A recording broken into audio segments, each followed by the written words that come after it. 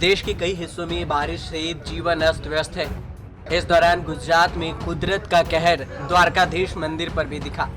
मंदिर पर आकाशीय बिजली गिरी, लेकिन ये करिश्मा ही कहिए कि जान माल का कोई भी नुकसान नहीं हुआ। बिजली गिरने से मंदिर की 22 गज ध्वज को नुकसान पहुंचा और केवल मंदिर की दीवारें काली पड़ गई। भक्तों की आंखों के सामने मंगलवार को जो हुआ, उसी चमत्कार को अब नमस्कार कर रहे हैं। भीषण बारिश के दौरान द्वारका मंदिर के परिसर में बिजली गिरी। उस वक्त जब भक्त मौजूद थे, पूजा पाठ चल रहा था। भक्तों ने क्या देखा, सबसे पहले उसके जुबानी पूरी कहानी सुनिए। दोपहर को ऐसा जमकर बारिश हुआ और बारिश की वजह से बिजली का माहौल हो गया था और बिजली गिरी और जो ध्वजाजी थे उनके ऊपर गिरी और ध्वजाजी थोड़ा डैमेज हो गया। और उसके बाद प्रशासन का ऐसा रूल्स है कि भाई ऐसा जब भी इंसिडेंस होता है तभी उसके बाद में जो ध्वजा चढ़ती है वो आधी काठी में चढ़ती है। तो वो मंदिर के ऊपर गिरी, बट मंदिर पे कुछ नहीं हुआ, बट ध्वजाजी थोड़ा फट गए और मंदिर को कुछ नुकसान नहीं हुआ। हम लोग बहुत डर गए थे। चश्मदीदों के मुताबिक द्वारकाधीश ही भक्तों के रक्षक बनकर खड़े हो गए। सोचिए, बिजली भक्तों पर गिरी होती तो क्या होता। बिजली गिरी, लेकिन किसी का भी बाल बाका नहीं हुआ। यहाँ तक मंदिर को भी किसी तरह का कोई नुकसान नहीं हुआ। सिर्फ मंदिर के शिखर पर लहरा रहा ध्वज फट गया। हम लोग सोच भी नहीं सकते कि इतनी सारी बारिश होगी और हमारा प्रोग्राम सक्सेस होगा। दोपहर को 11-12 बजे से बारिश शुरू हुई। 3:30 बजे तक हम पूजा जब तक ध्वजा की स्टार्ट की तब तक काफ़ी बारिश गिर रही थी और हम संचय में थे कि ध्वजा कैसे चढ़ाएंगे।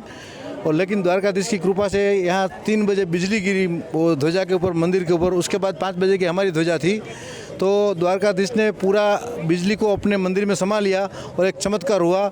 और 3:30 बजे के बाद बारिश भी बंद हो गई और हमारी 5 बजे जो ध्वजा थी वो हमने गाते बाजाते हुए आराम से चढ़ाई ध्वजा और द्वारकाधीश ने हमारी ध्वजा स्वीकार कर ली। द्वारकाधीश मंदिर के ऊपर लगे ध्वज का भी खास महत्व है। इसे 52 गज का ध्वज कहा जाता है। यह भारत का अकेला ऐसा मंदिर है जहां दिन में 3 बार 52 गज के ध्वज चढ़ाई जाती है। भक्तों के बीच इस ध्वजा को लेकर इतनी श्रद्धा है कि ध्वजा चढ़ाने के लिए कई बार उन्हें 2 साल तक का इंतजार करना पड़ता है। स्थानीय लोगों का कहना है कि ऐसा पहली बार हुआ है जब मंदिर के किसी हिस्से पर बिजली गिरी है। द्वारकाधीश ने शहर के कई लोगों को बड़े हादसे से बचा लिया। द्वारकाधीश मंदिर पर बिजली गिरने की घटना को लेकर मंदिर प्रशासन से गृह मंत्री अमित शाह ने फौरन पूरी डिटेल्स ली। गृह मंत्री ने मंदिर को हुए नुकसान के बारे में भी जानकारी ली है। द्वारकाधीश का नाम का मतलब है द्वारका के राजा, यानी भगवान श्री कृष्ण।